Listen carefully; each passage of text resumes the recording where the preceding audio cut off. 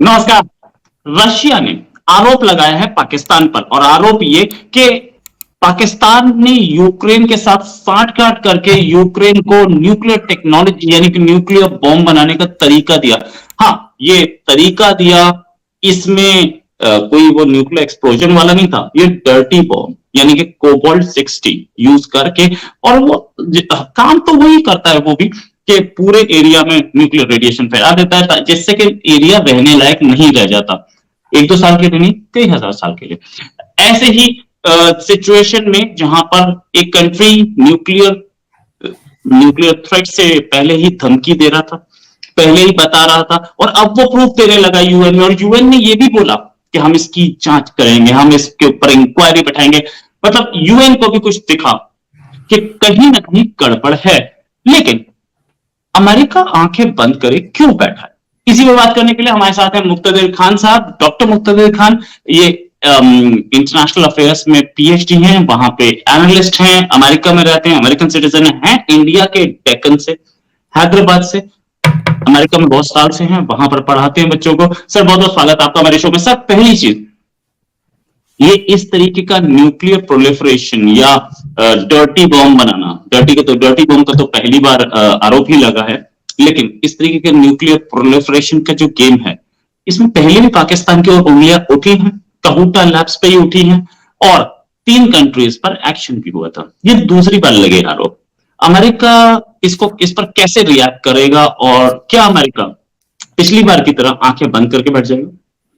रोहित साहब, आपके सुनने वालों के मेरे तरफ से नमस्कार, सलाम, दुआ, सब कुछ। और देखिए, मैं इसको कल से रिसर्च कर रहा हूँ, और जो मीडिया कवरेज है इंडिया के अलावा मुझे और दूसरे जगहों पे उतना कवरेज नहीं मिला इस स्टोरी का कि पाकिस्तान और Ukraine are exchanging information on dirty bombs. और जो सबसे ज़्यादा जो रेस्पेक्टेबल मुझे मीडिया सोर्सेस मिले वो हिंदुस्तान टाइम्स और इकोनॉमिक टाइम्स के अलावा I have not found any.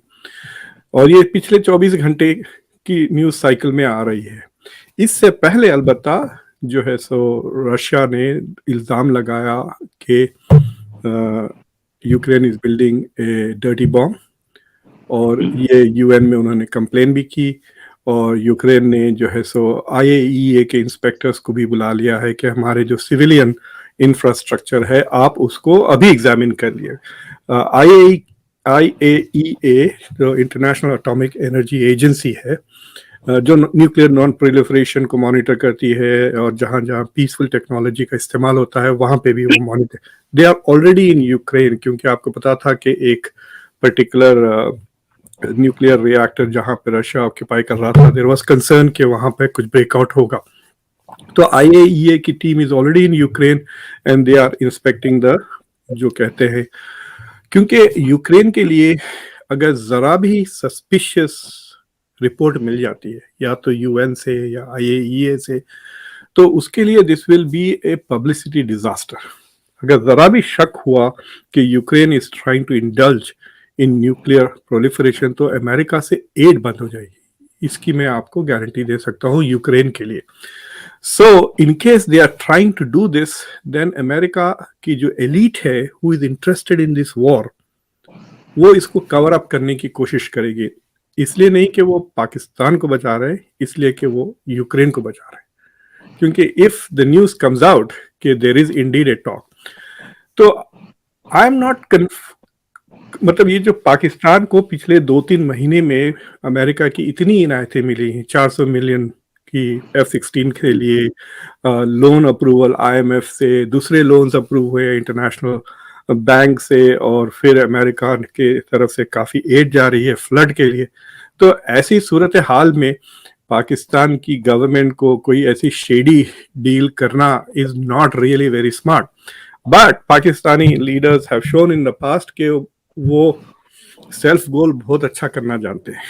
So they are used to making self goals. अभी देखें, ये इमरान खान का march is like historically self goal कह सकते हैं।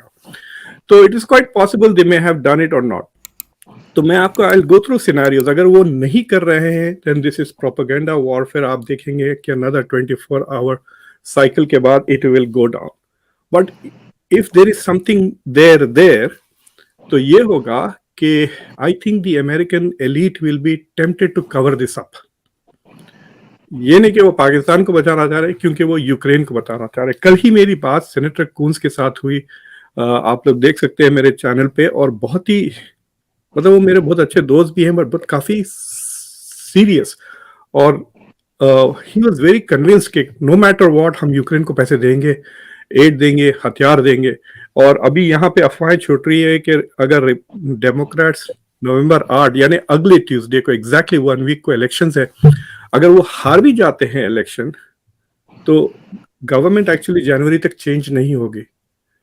तो ये फटाफट यूक्रेन को $60 बिलियन एडिशनल एड पास करने की कोशिश करेंगे नवंबर 10 से लेके जनवरी की 20 ये पीरियड में they are going to try and give.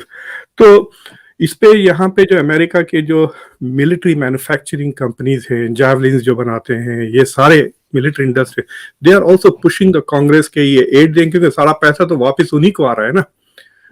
लोग समझते नहीं है कि जब अमेरिका कहता है कि मैं $20 बिलियन दे रहा हूं यूक्रेन को, जिसमें से 15 बिलियन हथियार के लिए है जो अमेरिका से आएंगे, वो सारे वापस अमेरिकन इकोनॉमी में आ जाते हैं, they go to the America. So it is not foreign aid, it is military subsidy in a sense, it is like giving a government subsidy. तो मुझे लगता है कि इसकी काफी पॉलिटिक्स काफी कॉम्प्लिकेटेड हो जाएंगी if there is an attempt to nuclear proliferate. दूसरी चीज ये है कि Ukraine was one of the biggest, क्या बोलना चाहिए, 1990 में यूक्रेन के अंदर कुछ 100 से ज्यादा न्यूक्लियर वेपन्स थे जो सोवियत यूनियन ने वहां रखे थे।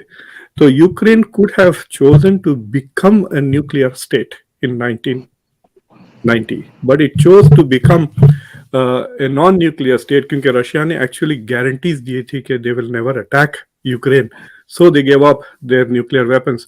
तो मुझे लगता कि technologically speaking, know how wise, Ukraine की जो साइंटिस्ट है, they are probably way ahead of Pakistani scientist. So I don't think they need help from Pakistanis to make a dirty bomb. So चक्कर ये है कि then what are they looking for? So I have a feeling कि if there is something there, then it might actually be the raw material more than the know-how। क्योंकि अगर IAEA इनके nuclear reactors पे नजर रख रहा है, तो वो एक ग्राम इधर उधर नहीं कर सकते न्यूक्लियर वेस्ट, राइट?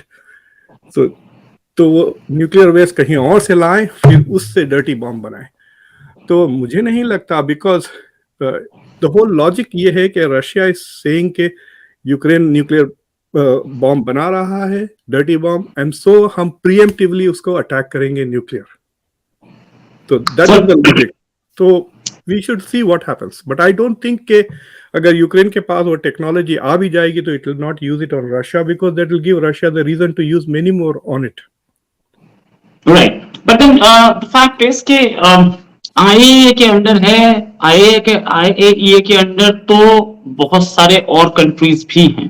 जी हाँ, पाकिस्तान भी था जिस समय ये प्रोलिफरेशन हुई थी AQ खान वाली, और रशिया भी था। रशिया से न्यूक्लियर वेपन्स गायब हुए हैं, रशिया से प्लूटोनियम और यूरेनियम की स्मगलिंग हुई है, पकड़ी गई, कई एयरपोर्ट पे पकड़ी गई। तो ये फिसाइल मटेरियल या रेडियो एक्टिव मटेरियल खरीदना कोई बहुत बड़ा काम तो नहीं होता। दूसरी चीज, इसमें हम सिर्फ पुतिन को नहीं बोल सकते, अमेरिका के प्रेसिडेंट ने तो ऐसा ही स्टेटमेंट दिया था कि Pakistan is dangerous because of its nuclear weapons. Pakistan is dangerous on several levels. एक तो एक जो अभी जो पाकिस्तान में जो करंट पॉलिटिकल केओस हो रहा है, पाकिस्तान की मिलिट्री को इतना बड़ा खतरा किसी जंग में इंडिया से नहीं था जितना ये सिविलियन स्ट्राइक से है। लोग कहते हैं कि पहली सिर्फ पाकिस्तान की मिलिट्री कम्स फ्रॉम पंजाब। तकरीबन 70 to 75% ऑफ द सारी military is recruited from Punjab. तो पंजाब के हर बंदे के शायद फैमिली में से कोई ना कोई फौज में है। So the military and Punjab are very close. This is the core of Pakistan. बाकी सबको वो they are not treated equally. तो अब क्या हुआ है, जो पाकिस्तान की जो पंजाब की जो सिविलियन पॉपुलेशन है, they are with Imran Khan, and they are against the military because they think the military has kicked him out. तो पाकिस्तान में पहली बार किसी पॉलिटिशियन ने पब्लिकली मिलिट्री को इतनी गालियां दी, लिटरली वो गालियां देता है, मीर जाफर ये वो कहता है उनको, और उससे जो पाकिस्तान की मिलिट्री का जो क्या बोलना चाहिए स्टैचर है बहुत गिर गया है. सो इट इज क्वाइट पॉसिबल कि अगर इमरान खान धरना कर देते हैं इस्लामाबाद में डिमांडिंग चेंज राइट अवे से 10 लाख लोग आ जाते हैं, then I won't be surprise कि वहां पे फिर से some kind of a military rule आ जाए and the army attempts a coup right now. So that is one dangerous thing. दूसरी चीज डेंजरस थिंग ये है कि अगर इमरान खान काफी ज्यादा केओस क्रिएट कर देते हैं then we don't know who is in power. तो ये तो पिछले 20 साल से अमेरिका को डर है कि पाकिस्तान में जो वेरियस एक्सट्रीमिस्ट ग्रुप्स है जैसे पाकिस्तान तहरीक तालिबान पीटीटी वगैरह जो ऐसे लश्कर तैयबा लश्कर ए टू जी, उनके पास पूरा अल्फाबेटिकल सूप है of terrorist and extremist organisations. तो अगर ये पावर में आ जाते हैं तो इनके हाथ न्यूक्लियर वेपन लग जाता है, the security of nuclear weapon. So can you imagine के पाकिस्तान के तालिबान के पास अगर 2-4 बम अगर वो चुरा लेते हैं या they get access to nuclear weapons, so that is the ultimate scenario जो 9/11 के बाद जॉर्ज बुश ने पूछा था अपने नेशनल सिक्योरिटी काउंसिल से, how much worse can it get. तो उसको जवाब मिला था, sir what happened with nuclear weapons. So ये बहुत बड़ा, this is the ultimate fear of most countries specially democracies के जो टेररिज्म आएगा, the next level of terrorism is nuclear terrorism. So इसलिए nuclear proliferation के खिलाफ इतना ज़्यादा strong regime है. और more or less पिछले 10-15 साल में both Russia and the US have been very close partners in that. खासतौर से जिस तरह से उन्होंने ईरान को constrain किया हुआ है, right, to make sure कि ईरान अभी तक has not become a nuclear power. So I have a feeling कि the stakes in the international system because एक और ऐसा मुल्क है जो बहुत ही परेशान हो जाएगा अगर एक भी न्यूक्लियर वेपन इधर से उधर हो गया, विच इज इजराइल. क्योंकि दे आर पैरानॉइड के शायद तेल अवीव पे इस्तेमाल, वो इतनी छोटी जगह है एट सम प्लेसेस अगर आप 15-20 मिनट में you can go from one end of it to the other and.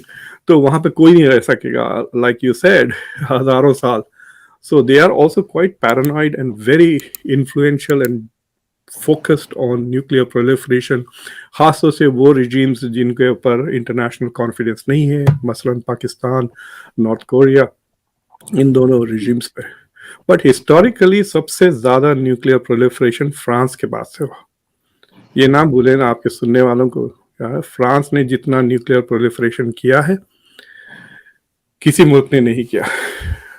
India, Pakistan, Israel सारा बम वहीं से आए हैं. और जितना ऑन लैंड टेस्टिंग की है all over the world in the sea, France ने nuclear testing maybe Soviet Union ने कजाकिस्तान में की होगी उतना ज़्यादा. So France has been one of the real bad boys in terms of nuclear issues. लेकिन क्या है, ये रूल बाद में बनते हैं, ये रूल पहले तोड़ लेते हैं. It's like colonialism and imperialism. खुद पहले कर लिया 200 साल, पैसे लूट लिए दुनिया से, अब किसी और को करने नहीं देते because it is unfair. Right. अच्छा सर, ये जो आपने क्योंकि इमरान खान की बात की, तो जिस तरीके से इमरान खान बोलते फिर रहे हैं कि फॉरेन कॉन्स्पिरेसी हुई और मेरी गवर्नमेंट को अमेरिका से हिलाया गया एंड बहुत सारी चीजें, तो इमरान खान की को बाइडेन एडमिनिस्ट्रेशन में कैसे देखा जाता है? और अगर इमरान खान आने की कोशिश करें, ट्राइंग हिज लेवल बेस्ट. अभी मैं कहीं पे एक सीनियर जर्नलिस्ट से बात कर रहा था, तो वो कह रहे थे कि इमरान की पहले दिन से कोशिश ये है कि मिलिट्री आर्मी रूल आ जाए. आर्मी रूल आया तो पास्कल्स लॉ एक्टिवेट होता है. So what Imran Khan is trying to do is, देखिए इमरान खान अभी भी मिलिट्री को अंकल कह रहा है, स्टिल रिकॉग्नाइजेस के मिलिट्री के बगैर. सो आपको याद होगा लोग कहते थे कि he was not an elected prime minister, he was a selected prime minister. तो मिलिट्री ने इंटरवीन किया, मिलिट्री ने मैनिपुलेट किया पोस्ट इलेक्शन पॉलिटिक्स और got him the majority he needed to become prime minister. निकाली भी फौज ने इसे, but he wants to put pressure on the army without blaming the army fully. That is his tactics, right. तो उसने क्या किया, he has found a scapegoat in the US. तो बैरूनी बैरूनी बैरूनी एक लफ्ज किसी ने सिखा के उसको छोड़ दिया है, बस बस वही बैरूनी। अभी भी कल की तकरीर में भी he kept talking about foreign. आपको पता है he is hired a lobbyist in the US, और वो लॉबिस्ट राइट। यहाँ पे गवर्नमेंट को कह रहा है कि he doesn't mean what he says, ये he doesn't mean America. So he wants to have it both ways. He wants to publicly criticize America and then privately tell Americans, I don't mean that. But what he's trying to tell is he's trying to put pressure on the Pakistani military. उन पे दबाव डालना चाह रहा है ताकि वो उसको सपोर्ट करें। He does not want military to go out of politics. क्योंकि मुझे लगता है कि अब भी शायद he is not going to get the kind of absolute majority. अगर इलेक्शन अब भी हो जाती तो उसको उस तरह की मेजॉरिटी नहीं मिलेंगी जिस तरह वो चाह रही। He wants the military to come back and support him as it was doing in 2020। तो ये उनकी गेम प्लान है। It's very complicated. तो इसलिए वो बार बार, और ये अमेरिका ने जो इनायतें की हैं इस करंट गवर्नमेंट में, इन द होप कि ये गवर्नमेंट स्ट्रांग हो जाए or they resist Pakistan, Imran Khan coming back. So that is why you are seeing all this support for Pakistan. It is not support for, it's not like a strategic Pakistan को support कर रहे हैं हम इस government को support कर रहे हैं ताकि इमरान खान वापस ना आ जाए। And public, they want to send a message to the public कि look, if Imran is not your prime minister, the international community will support you. आपके फ्लड्स होंगे तो आपको पैसे मिलेंगे, आपकी डिफेंस को हम इन्वेस्ट करेंगे, आपको ये करेंगे वो करेंगे, just get rid of this guy. I think that is the message that Washington is trying to say. इसलिए वो इमरान खान छिड़कर फिर दोबारा फिर से शुरू कर दिया कि देयर इज एन एक्सटर्नल। कल वो he was talking about absolute freedom और ट्रू हकीकी आज़ादी, and he said the true freedom is not from the British but from the Americans.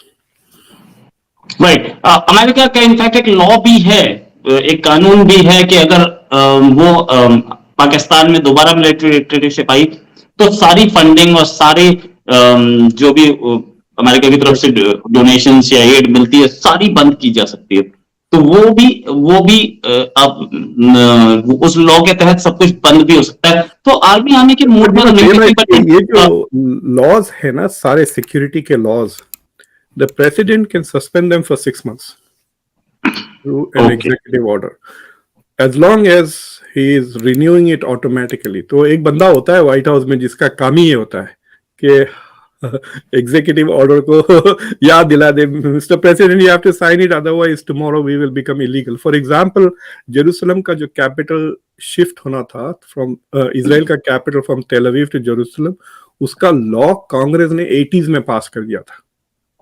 लेकिन every president since the 80s हर 6 महीने को through executive order they kept the embassy in Tel Aviv until Trump did not do it, right. तो फिर Biden भी नहीं शुरू किया। तो ये जो पाकिस्तान के खिलाफ या जो बेसिकली इस तरह के लॉज है to suspend aid to authoritarian regimes, वो laws the president if he wants he can suspend it for 6 months. Okay, done. This was nice information और उम्मीद है कि सर पाकिस्तान की इस हरकत पे तो जरूर अमेरिका की तरफ से एक्शन लिया जाएगा। हालांकि इस हरकत पे अमेरिकन प्रेसिडेंट और पुतिन दोनों सेम पेज पे दिख रहे हैं। वो भी बोल रहे हैं, पुतिन भी, कि पाकिस्तान न्यूक्लियर आर्सेनल के साथ डेंजरस है, और पुतिन भी यही बात बोल रहे हैं, दोनों बोल रहे हैं। और लेकिन पिछली बार भी ये हुआ था कि रोक स्टेट्स बोला जा रहा था उन 3 कंट्रीज को जिनको पाकिस्तान ने एलिजिडली, या अब तो प्रूव हो चुका, तो न्यूक्लियर टेक्नोलॉजी दी थी, उन कंट्रीज के खिलाफ एक्शन किया गया, लेकिन जिसने उन्हें रोग बनाया उसके खिलाफ एक्शन नहीं हुआ। क्यों नहीं हुआ? पाकिस्तान हैज बीन, क्या बोलना चाहिए, स्ट्रेटेजिक, जियो स्ट्रेटेजिकली वेरी लकी। तो एक 1991 तक कोल्ड वॉर के वजह से इट हैड स्ट्रेटेजिक रेलेवेंस, फिर उसके बाद because of Afghanistan, and then फिर 9/11 के बाद it became the principal ally कहते हैं, but it was not just an ally, it was also principal theater of the war on terror. जो सबसे ज्यादा लड़ी गई वो पाकिस्तान अफगानिस्तान के थिएटर में लड़ी गई। So Pakistan was critical for that. अगर आपको याद है, एक बार चंद महीनों के लिए Pakistan had disallowed US military aid going across Pakistan border by land. तो वो काफ़ी प्रॉब्लम्स किए थे यूएस मिलिट्री जो स्टेशन इन अफगानिस्तान. तो पाकिस्तान की मतलब मैं आपको without any guarantee I can tell you very clearly, जब पहले खालिद मसूद जो 9/11 का जो ओरिजिनल प्लानर था वो कराची में पकड़ा गया. फिर उसके बाद बिन लादेन की कंफर्म हो गई तो यूनाइटेड स्टेट्स में पाकिस्तान की जो दोस्ती वाला कॉन्सेप्ट था वहां से खत्म होने लगा. They realize that Pakistan is not a reliable state. It is a necessary ally at times because of its geographical location. But अगर आप उसके बाद देखें जिस तरह से इंडिया के साथ क्वाड और I2U2 वगैरह की जो प्लानिंग हो रही है लॉन्ग टर्म फ्यूचर, ऐसी कोई अंडरस्टैंडिंग नहीं है पाकिस्तान के साथ. Pakistan is not involve in any international cooperation. हालांकि यहाँ पे पाकिस्तानी डायस्पोरा है. मेरे ख्याल से स्टेट डिपार्टमेंट में 2-3 इम्पोर्टेंट पोजीशंस पर फॉरेन पॉलिसी के पाकिस्तानी अमेरिकन्स हैं who are not very prominent in the public sphere.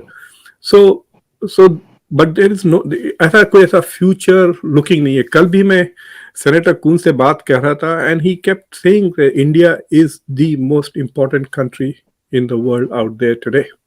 For America, India is the most important country. ऐसा सेंटेंस मैं कभी नहीं सुना अबाउट पाकिस्तान.